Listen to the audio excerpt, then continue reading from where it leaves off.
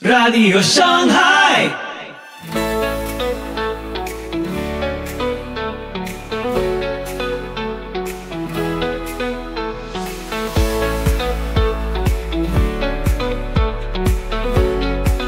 Muy buenos días, tardes o noches, donde quiera que estés en el mundo. Soy Pipo Biglione y te doy la más cálida bienvenida a Radio Shanghai. Estás sintonizando el episodio 592 de nuestra octava temporada. Prepárate para lo que viene. Hoy, hacia la madurez en Cristo. Unite a esta inspiradora exposición de R.C. Sproul. Descubre cómo crecer en madurez espiritual a través de la santificación, la fe como niños y el uso diligente de los medios de gracia. No te lo pierdas y renueva tu mente en Cristo. Toda la música que nos inspira es de Pipo y Banda Ya, podés escucharla y descargarla en el link en comentarios. Si querés colaborar con nuestro trabajo, podés hacerlo a través de Cafecito, también en los comentarios. Así que ponete cómodo, subí el volumen y empezamos. Soli Deo Gloria.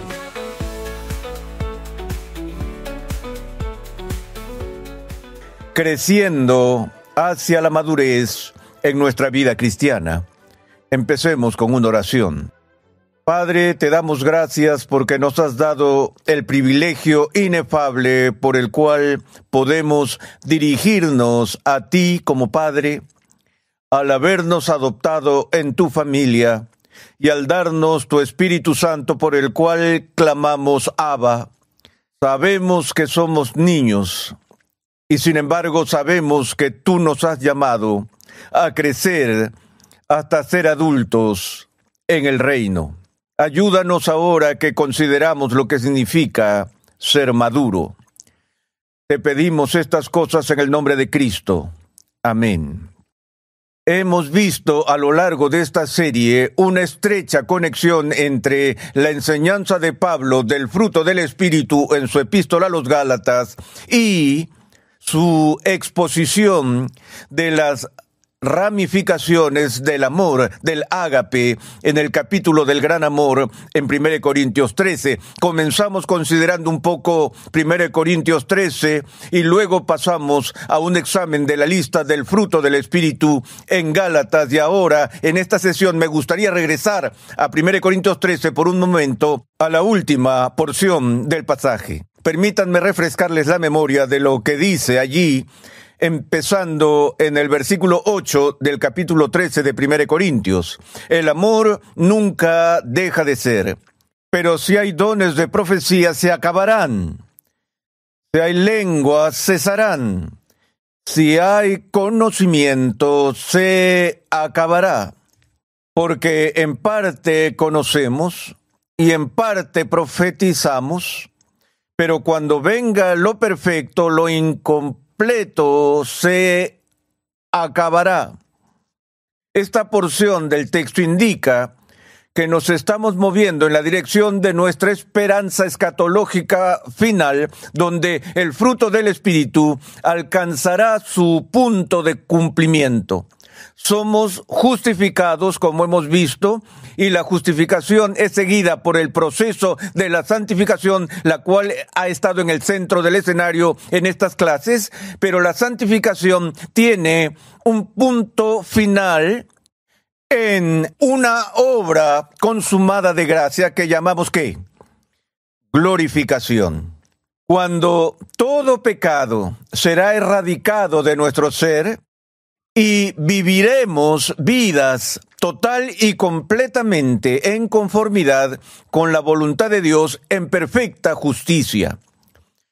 Nosotros en nuestra redención nunca esperamos ser deificados, aunque sí esperamos ser completa y finalmente santificados, no en esta vida, sino en el cielo. La culminación de este proceso tendrá lugar cuando Dios nos purifique.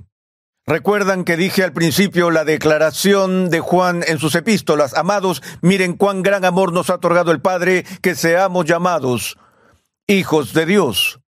Y aún no se ha manifestado lo que habremos de ser. Pero ¿qué sabemos? Que seremos semejantes a Él, porque le veremos como Él es. He hablado sobre la relación entre mirar a Cristo y a Dios Y el prerequisito para eso es la pureza. Ningún hombre verá a Dios en este mundo. ¿Por qué? Debido a que Dios es tan puro, ni siquiera puede mirar nuestro pecado. Pero se nos promete la visión beatífica, se nos promete la gloria suprema de mirar a Dios cara a cara, verlo tal como Él es. ¿No es interesante que esa experiencia del cumplimiento de la gloria en nosotros esté vinculada a un momento de purificación? Y no estoy seguro sobre el huevo y la gallina aquí. Si nuestra glorificación es llevada a cabo por Dios para que entonces podamos mirar su rostro, y ese parece ser el patrón que encontramos allí, o es de alguna manera que cuando lo veamos, la pureza misma de verlo a Él será esa dosis final de santificación. El solo hecho de estar allí disfrutando de la gloria de Cristo y de Dios hará la limpieza final de nuestras almas. Pero, mientras tanto, el apóstol nos dice que sabemos en parte y que ciertos procesos a lo largo del camino pasarán. En parte conocemos y en parte profetizamos, pero cuando venga lo perfecto, lo incompleto se acabará. Luego, en el versículo 11, leemos la declaración clásica. Cuando yo era niño, hablaba como niño, pensaba como niño, razonaba como niño, pero cuando llegué a ser hombre, dejé las cosas de niño. Miren, pensar como un niño, entender como un niño, actuar como un niño es perfectamente apropiado para los niños. Esta mañana, antes de venir a grabar la clase, mi nieta se acercó a la mesa del desayuno y me dijo, abuelo, y extendió la mano. Me dijo, acompáñame a tu estudio porque quiero que veas con quién estoy hablando. Pregunté, ¿quién es? Y ella dijo, Santa Claus. Respondí, ¿Santa Claus está en mi estudio esta mañana? Me dijo, sí, ven a ver.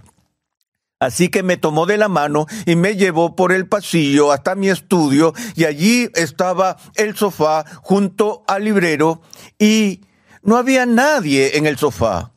Pero mi nieta dijo, ¿ves? Aquí está Santa Claus, y empezó a entablar una conversación muy seria con él.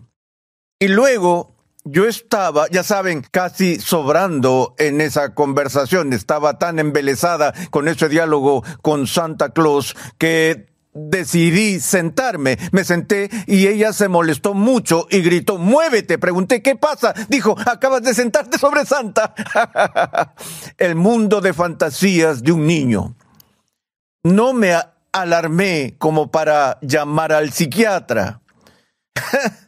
Su comportamiento era apropiado. Pero si tú vienes a mi casa y te comportas así, habría tenido serias dudas sobre tu cordura, porque eso no es nada apropiado para un adulto. Pablo dice lo mismo, cuando yo era niño, hablaba como niño, pensaba como niño, razonaba como niño, pero cuando llegué a ser hombre, dejé las cosas de niños. Ahora, hay un grave malentendido que está en todo el mundo cristiano respecto a este punto. Encontramos personas que tienen una alergia innata al estudio profundo, serio y diligente de la palabra de Dios.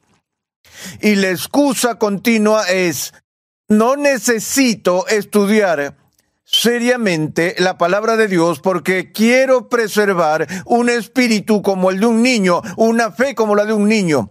Quiero mantenerlo simple. Esa no es una expresión de madurez cristiana. Pero ¿de dónde viene el malentendido? La Biblia nos llama a ser como niños. Debemos llegar a ser como niños si queremos entrar en el reino de Dios. ¿Recuerdan cuando los discípulos tuvieron una disputa sobre quién era el mayor en el reino de Dios? ¿Y quién se iba a sentar a la derecha y quién se iba a sentar a la izquierda? Y Jesús los asombró tomando un niño y poniéndolo en medio de ellos y dijo, si no se hacen como niños, no entrarán en el reino de los cielos.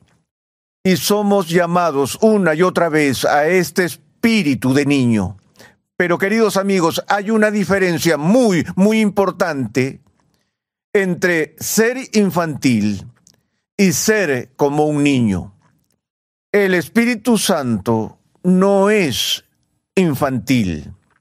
Ser como un niño significa que en ciertos puntos estamos llamados a parecernos a los niños, de la misma manera que el niño pequeño tiene una confianza y una fe casi absolutas y ciegas en sus padres.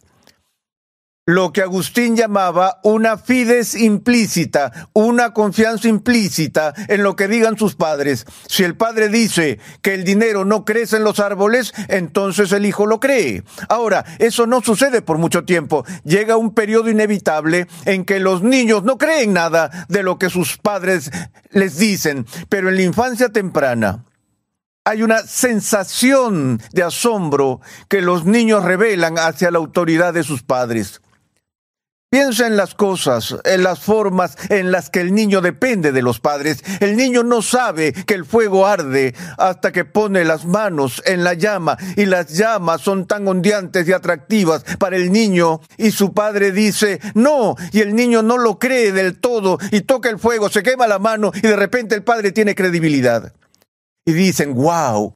Ahora, cuando somos llamados a tener una fe como la de un niño, no significa que se supone que debemos tener una fe simplista, o una fe desinformada, o una fe ininteligible, sino que lo que significa es que debo tener el mismo tipo de confianza en mi Padre Celestial, que confío en Él implícitamente. Eso no es descabellado. Eso no es supersticioso. De hecho, cuanto más madura sea tu comprensión intelectual de Dios, mayor debería ser tu aceptación como niño de su autoridad. Porque cuanto más entiendas el carácter de Dios, sería totalmente inconsistente con el pensamiento racional que Dios te llegue a engañar. Porque su historial es perfectamente consistente. La razón por la que los hijos pierden la confianza en sus padres es que comienzan a ver realmente que sus padres cometen errores. Pero, ¿cuándo has aprendido eso de tu Padre Celestial? Cuanto más profunda sea tu comprensión de las cosas de Dios, más como niño será tu sentido de asombro y aprecio por la veracidad de Dios, y por la integridad de Dios, y por la benevolencia de Dios. Y así, en ese sentido, estamos llamados a ser como niños. Pero no solo en ese sentido. Hay otro sentido en el que la Biblia nos llama a ser como niños. A ser niños en cuanto a la malicia. Es una especie de transigencia, ¿no?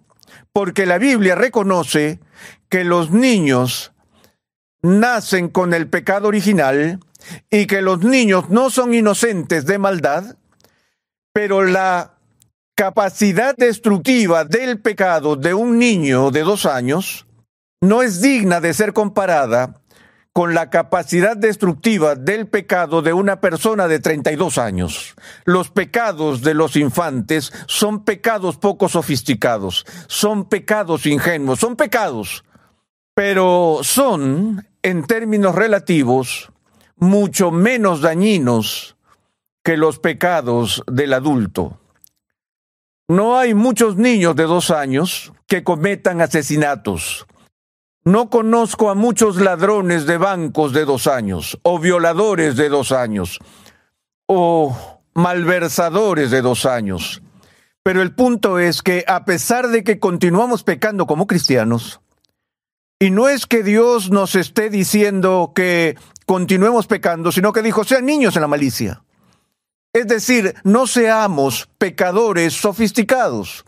Mucha gente solía pensar, incluso en el siglo XIX, que fue quizás la época más optimista de la civilización occidental, que el verdadero problema del hombre era la falta de educación.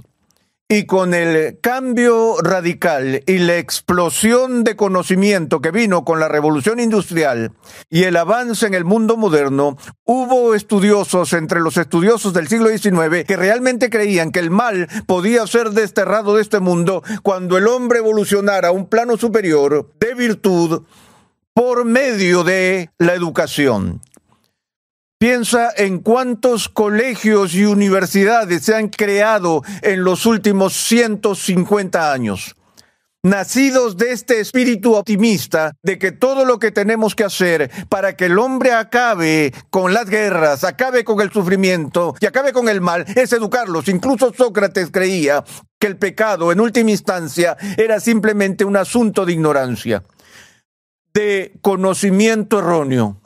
Y de allí este espíritu de optimismo desenfrenado, incluso cuando llegó la Primera Guerra Mundial, se llamaba ¿qué? La guerra para acabar todas las guerras, que ahora el hombre ha madurado y está aprendiendo a lidiar con su entorno para no destruirse a sí mismo. Ese espíritu de optimismo se ha derrumbado.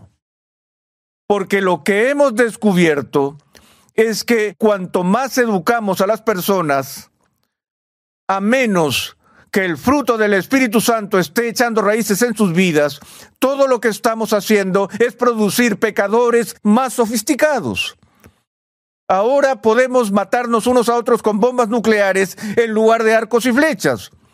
Estamos educados, pero no reformados.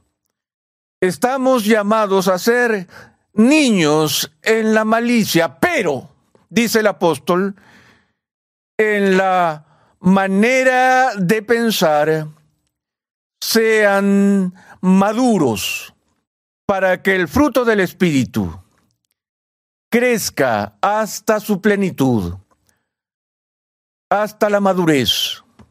Se requiere una comprensión madura de las cosas de Dios. Cuando era niño, me comportaba como un niño, hablaba como un niño, pensaba como un niño, entendía como un niño, pero ya no soy un niño y no estoy llamado a un entendimiento infantil de la mente de Cristo o de la palabra de Dios.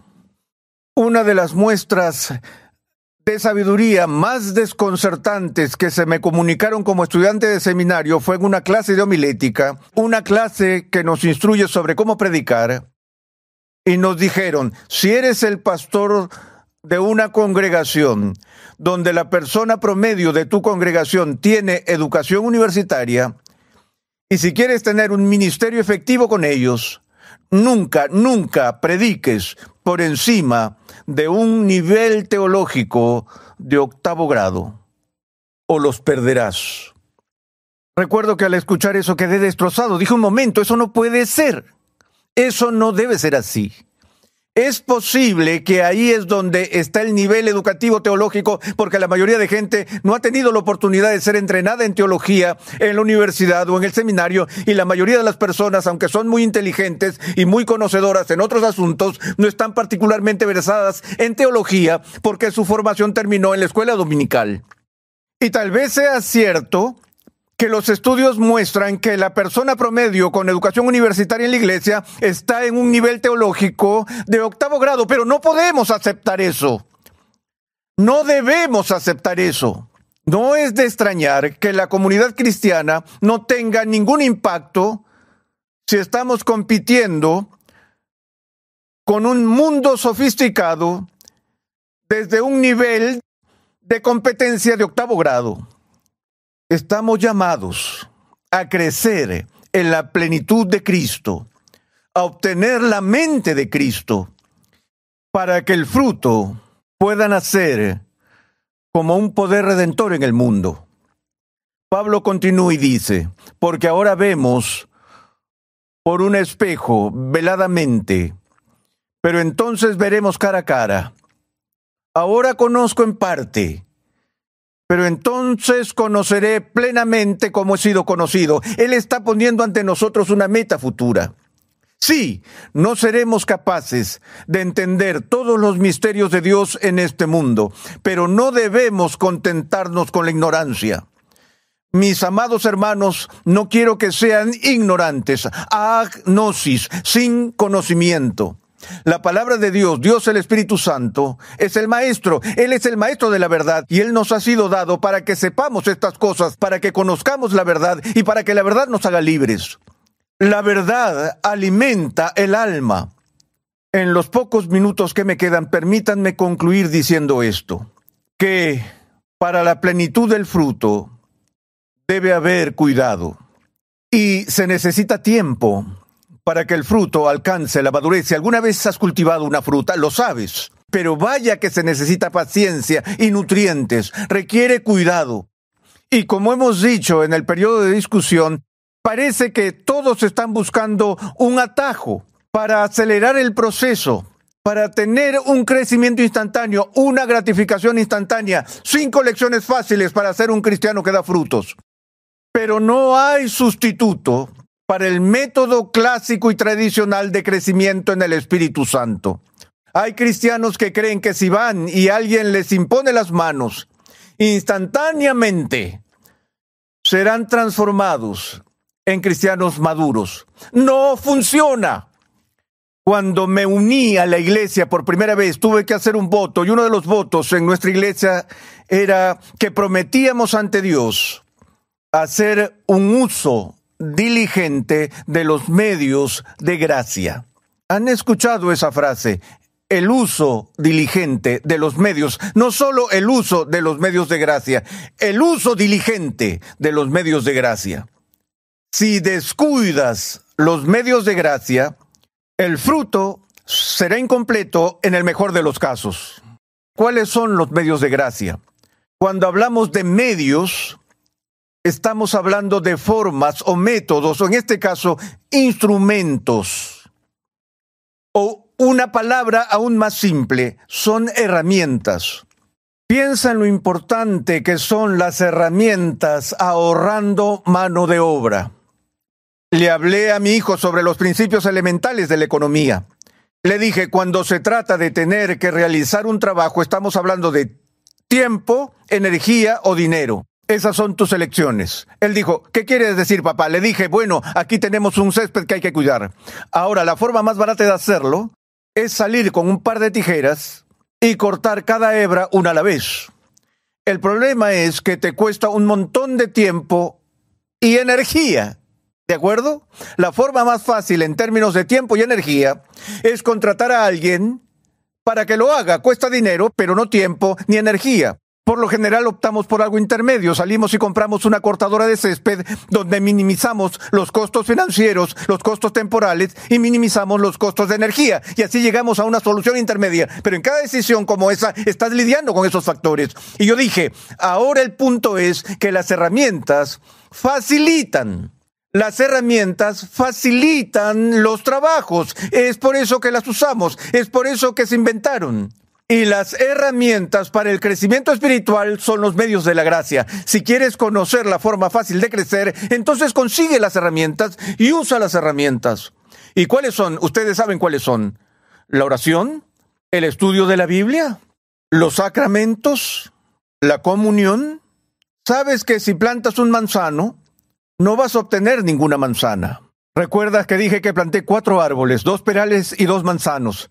Debía tenerlos porque si solo tienes un hombre o una mujer, no vas a tener hijos. Tienes que tener 2. Ustedes deben tener compañerismo si quieren tener fruto. No se puede hacer esto de forma aislada. Necesitas el cuerpo de Cristo. Necesitas la disciplina de la iglesia. Y necesitas la herramienta del servicio. Servir a Dios es un medio de gracia. Dar testimonio ayuda a dar fruto. Estar involucrado en la obra de Cristo produce fruto. No solo fruto para el reino de Dios, sino fruto en tu propia alma. Y por eso concluyo con esta exhortación final y palabra de aliento. No descuides los medios de gracia. Haz uso diligente de estas cosas para que el fruto de Cristo pueda ser perfeccionado en tu vida.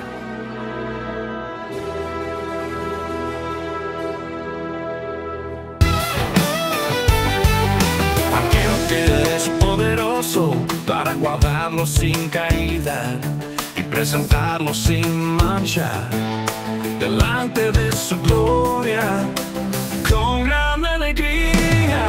Al único y sabio Dios, nuestro Salvador, sea gloria y majestad, imperio y potencia, ahora y por todos los siglos. Amén.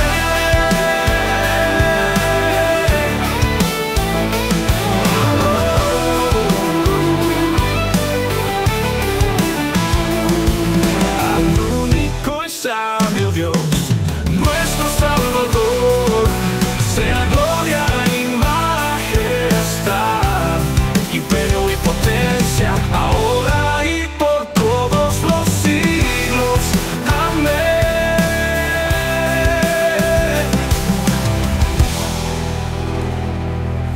Al único y sabio Dios, nuestro Salvador, sea gloria y majestad,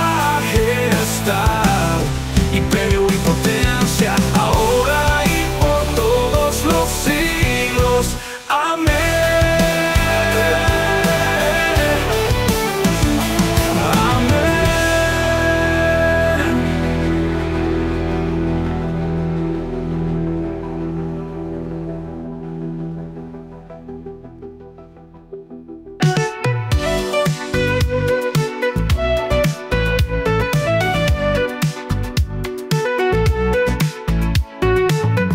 Gracias por acompañarnos en este episodio de Radio Shanghai. Tu apoyo nos ayuda a seguir conectando el mundo de hoy con los principios eternos. Por eso, te pedimos que te suscribas, nos dejes tu like para que más personas descubran este mensaje. No olvides seguirnos en Facebook, Instagram y Telegram para estar al tanto de todo. Te esperamos, Dios mediante, en nuestro próximo episodio. Que Dios te bendiga.